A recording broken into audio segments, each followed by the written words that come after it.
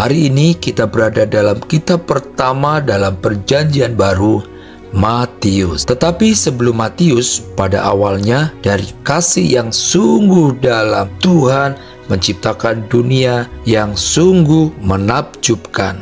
Tetapi saat orang-orang berpaling dari Tuhan, dunia hancur. Tuhan membuat rencana untuk mengembalikan hubungan. Jadi pada saat yang tepat Tuhan mengirimkan seorang bayi yang mungil untuk dilahirkan di kota kecil Bethlehem. Tuhan juga mengirimkan satu bayi spesial lagi bernama Yohanes kepada seorang Sakuraya dan istrinya Elizabeth. Malaikat berkata dia akan membawa orang-orang kepada Tuhan. Itu yang Yohanes lakukan. Dan di mana cerita kita dimulai? Shalom adik-adik. Hari ini kita akan membahas tentang Yohanes. Yes, Yohanes adalah pria yang sangat unik. Dia mengenakan pakaian yang sangat kasar yang terbuat dari kulit unta.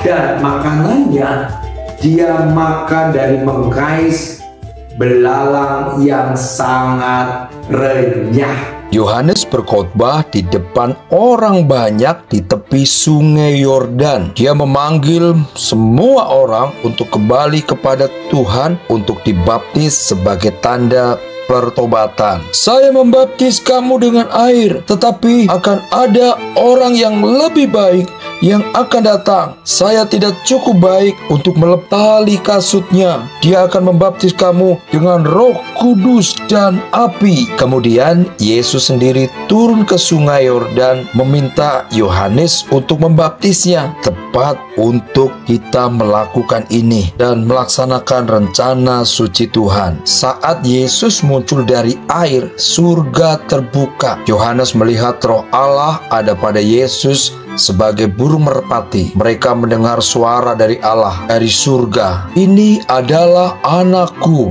dan aku sangat mengasihinya. Saya senang mendengarnya. Adik-adik, kalau Yohanes memiliki keraguan tentang siapa Yesus, saya dikirim untuknya. Dia yang lebih penting. Saya harus menjadi kurang penting. tampaknya hari itu juga Yohanes akan hanyut. Maksudnya dia mendengar suara Tuhan yang sebenarnya. Segera Yohanes menunjuk kepada Yesus dan teriak, "Lihat, anak domba Allah, dia yang menghapus dosa dunia. Saya bukan Mesias." Setelah 40 hari Yesus di padang gurun, dia sendiri hanya dengan Allah.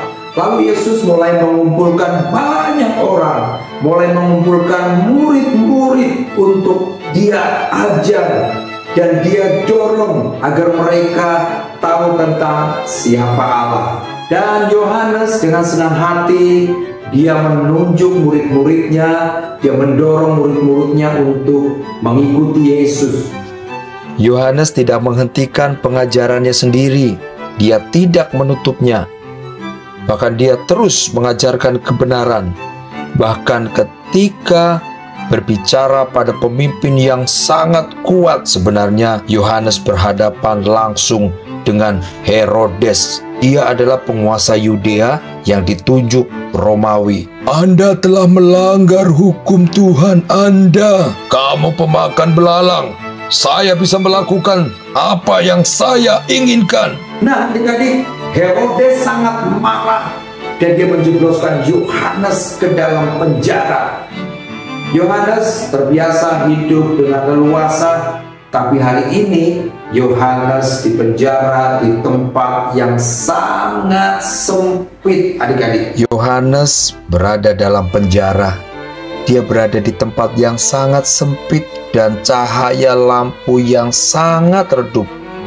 Bahkan dia hanya mendengar potongan-potongan berita dari luar ketika para pengikutnya diizinkan untuk mengunjunginya. Nah, adik-adik, bukannya dia memberikan semangat kepada Yohanes, tapi justru dia membebani Yohanes dengan dia berpikir dan mulai mengalami tekanan. Yesus menyembuhkan seorang wanita yang sakit selama 12 tahun. Dia bahkan membawa gadis kecil kembali hidup. Yohanes sudah berada di penjara mungkin selama 1 tahun. Semua jenis pertanyaan dan keraguan mulai merasuk dalam hatinya, seperti tikus yang bermain skate di malam hari. Kapan Yesus mulai menyingkirkan tentara Romawi? Bagaimana dengan kerajaan baru itu? Seharusnya datang jika Yesus benar-benar Mesias kepada aku yang masih terjebak di sini. Bulan 1, 2, 3, 4, 5, dan 6 sudah berlalu.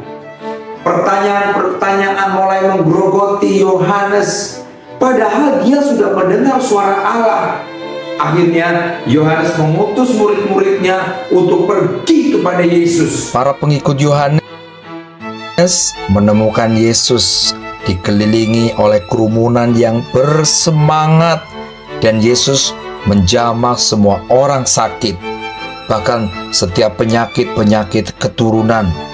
Orang tuli, buta sejak lahir, mulai mendengar dan melihat dalam sekejap.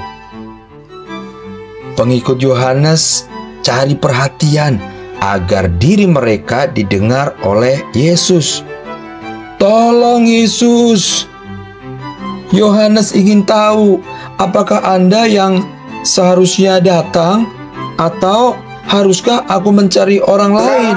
Yesus bisa saja kesal kepada Yohanes dan memberikan pertanyaan-pertanyaan yang lain. Tetapi justru Yesus memberikan fakta-fakta tentang pekerjaannya. Balik ke Yohanes, sampaikan kepadanya apa yang kamu lihat dan dengar. Orang buta melihat, orang lumpuh berjalan, yang memiliki penyakit kulit dibersihkan, orang tuli mendengar, yang mati bangkit dan dihidupkan. Kabar baik diberitakan kepada yang miskin. Berbahagialah orang yang tidak meninggalkan imannya karena aku. Kita tahu persis bagaimana tanggapan Yohanes, karena dia mendengar Yesus tidak marah. Dan Yohanes akhirnya merasa lega. Walaupun dia masih di dalam penjara, tapi Yohanes tahu Yesus tidak marah. Yesus sangat mengasihi Yohanes.